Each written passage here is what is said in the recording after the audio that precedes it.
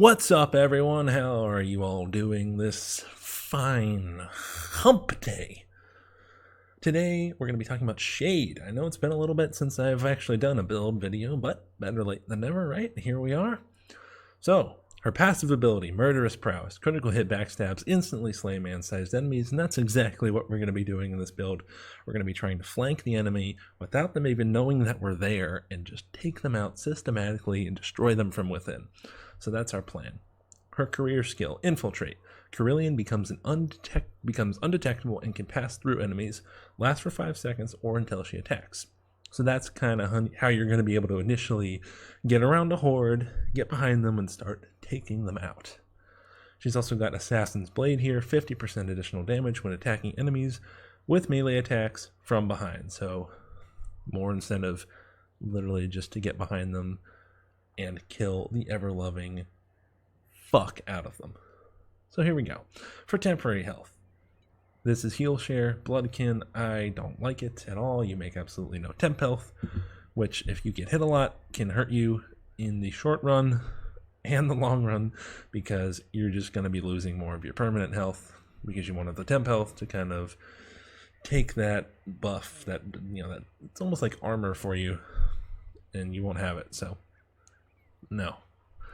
She's got Bleak Vigor as well, which is critical strikes and headshots restore 2 temporary health, and crit headshots restore twice as much. That's 4 per strike.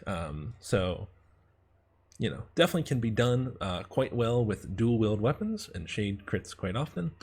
We're going to be using the dual daggers and the sword and dagger, so definitely this can work.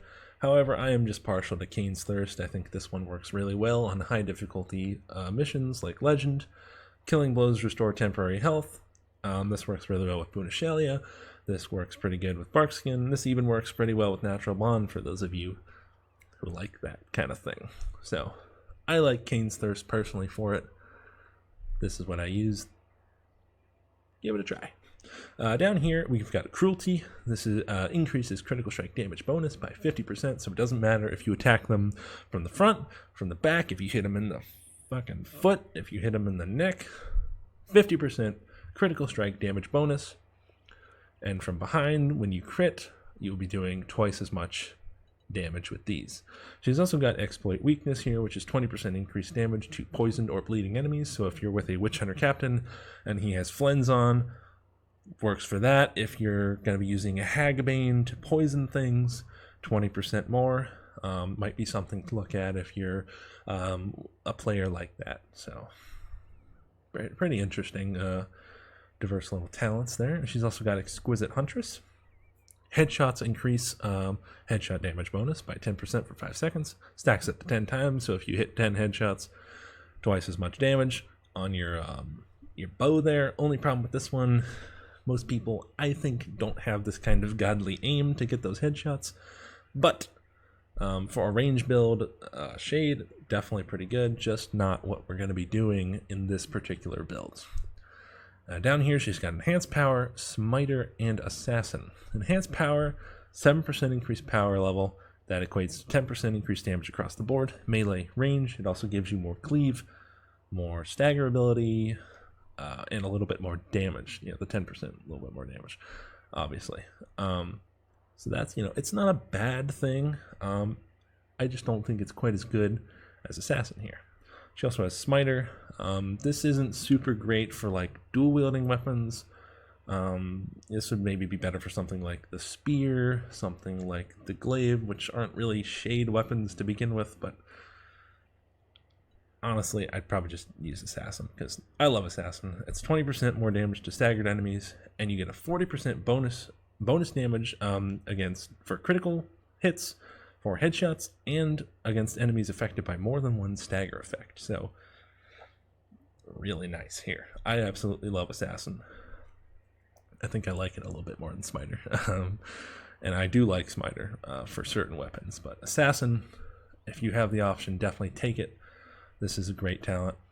Down here, probably the most important part of this build is a little talent here called Vanish. Killing an enemy with a backstab grants stealth for 3 seconds. So this is how you're going to be able to, once you've flanked the enemy and you've gotten around them and they don't know you're there, you get a little backstab with your bonus damage. you go invisible for 3 seconds. And you can just keep running around, moving side to side, taking the enemy out from behind, and they won't even know you're there. It's great for offense. It also helps with your survivability because you're not going to be getting hit because they don't even know you're there. So, awesome talent here. Not one that I'm particularly all that skilled with, but definitely serves a great purpose for this kind of a build. She's also got Blood Fletcher, backstabs, return 1 bolt or arrow. So this, again, for the range build, for those who like to shoot a lot, Blood Fletcher would be the way to go. Not what we're doing here, obviously. She's also got Aerith Kial's Heralds. I'm assuming I'm saying that right. That's just increased damage to Assassin's Blade here from 50 to 75% additional damage. I use this on my max crit damage build with Shade, when I'm just going for straight damage, not really worrying about going invisible, but not what we're doing here because we definitely need Vanish for this kind of a build. And then down here, Spring Healed Assassin, definitely really good for this. And I know I poo-poo movement speed quite a bit, but let me explain. Critical hits increase movement speed by 20% for 5 seconds. So it's only for 5 seconds. So it's not like it's going to be enough to let you run really far, really fast away from your group.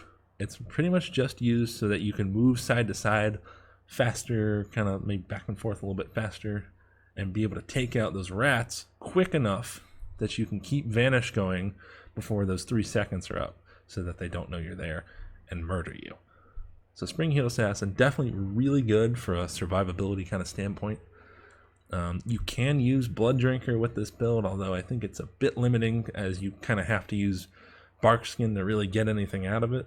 But yeah, Spring Heal Assassin probably be what I recommend. And if you don't want to have to rely on crits and things of that nature, Glade Runner is an option. I don't particularly love this one, as it tends to, for people who kind of don't know what they're doing, they can kind of get away from the group, and then they end up, when they're in trouble, you know, the group's not close to them because they've run faster than everyone away. I kind of like this one because it's like kind of selective movement speed, like when you need it to be able to just wipe out a horde, this would be the one. So I actually like this talent pretty good. Down here for her ultimate, she's got Cloak of Mist, Infiltrate cooldown reduced by 45%.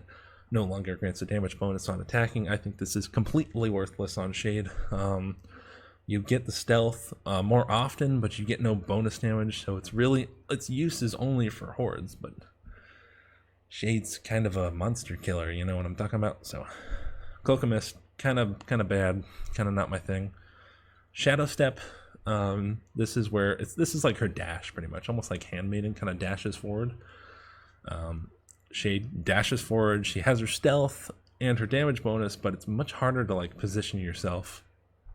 If you want to get behind something, you kind of have to get a little lucky, which is why I like Cloak of Pain. You can kind of, this one you get the stealth ability, you get the damage bonus, you just don't get it on the second attack, which I'm personally fine with. Obviously you can only trigger once, but this one you can just walk up. You have 5 seconds to just walk wherever, which allows you to position yourself behind a monster, behind a horde, behind a little chaos warrior, whatever, and do your thing and absolutely murder them. So this would definitely be the one that I would recommend. And as far as equipment goes, there's 2 weapons that really work very nicely for Shade, and that's the dual daggers. Now this one's like, if you really are just all about killing a monster, doing as much damage to a monster as possible, dual daggers are the way to go. They're very fast and they do a lot of damage, but at the cost of a stamina shield and some reach when it comes to dealing with hordes, because they're short little daggers. You also have the sword and dagger here, which I like on most of my elf classes. This is my favorite weapon in the game. I do tend to go with crit chance, crit power on it. You could also go for crit chance, power versus chaos on it. That would be really the only other option to use. You know, you'll do great damage on it either way. Swift Slaying, also very good. This one does a bit less damage, but it's much better for like dealing with hordes. You know, it's good for dealing with elites, and you get an extra stamina shield. So it's quite nice in that way.